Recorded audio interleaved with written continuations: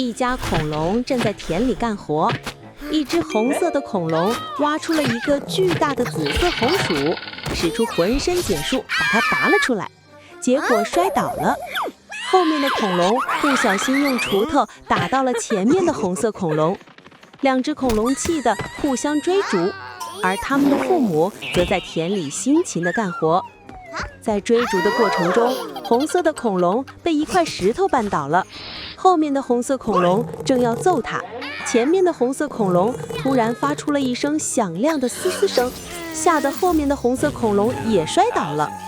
恐龙父母走过来，看到了那块奇怪的石头，便试着把它拉起来。经过一番努力，全家人终于把一头冻僵的大象拉了出来。两个孩子把它清理干净，父母则去拿吹风机来融化冰块。一群正在喝酒聚会的人看到一张海报，上面悬赏重金寻找这头大象。这群人捉弄了这家人，让他们昏了过去，然后把他们绑在了树上。他们用柴火烧冰，冰块融化了，大家欢呼雀跃，再次畅饮。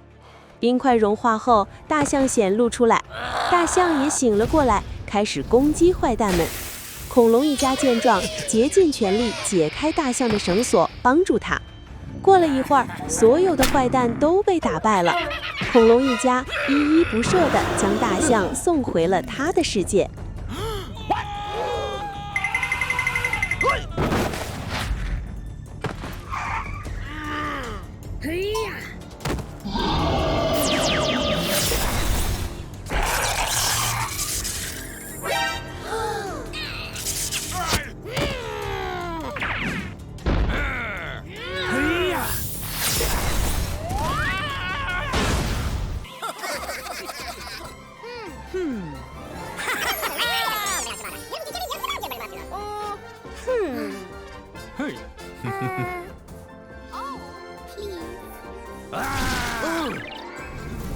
Thank you. Oh.